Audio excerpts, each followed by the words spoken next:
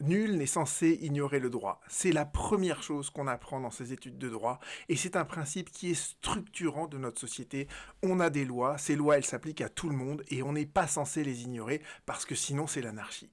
Et en même temps ce principe, eh bien en fait il est totalement déconnecté de la réalité. À part les professionnels du droit, les avocats, les notaires, les juges, personne ne connaît vraiment le contenu d'une loi. Personnellement, je connais pas ce qu'il y a dans le code général des impôts et c'est cauchemardesque pour moi d'ouvrir un code général des impôts. À l'inverse, je suis passionné par le droit de la sécurité sociale, mais pour plein de juristes, même de mes confrères, entre guillemets, le droit de la sécurité sociale, c'est quelque chose de complètement indigeste.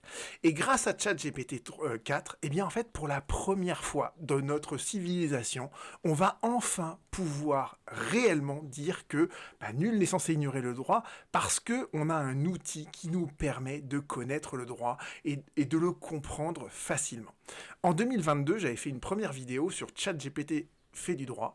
Et dans cette vidéo, j'avais posé quelques questions et régulièrement, je vérifie, je repose les mêmes questions à ChatGPT pour essayer de voir en fait comment il a progressé.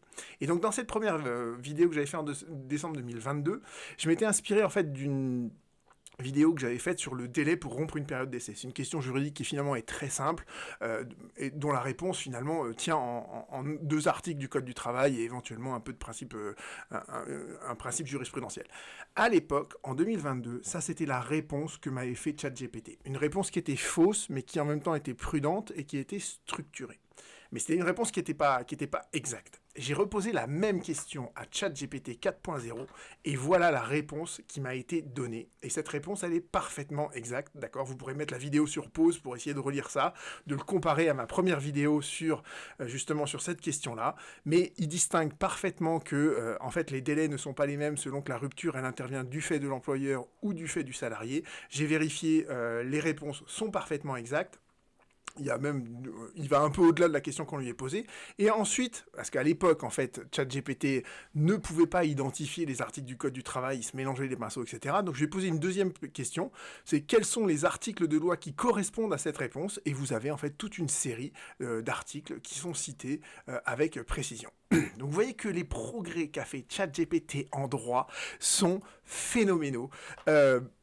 Pour un avocat, ça fait froid dans le dos, d'accord ? Parce qu'on se dit on sera bientôt vite remplacé, ou en tout cas, en fait, notre rôle en tant qu'avocat va être amené à évoluer, en fait.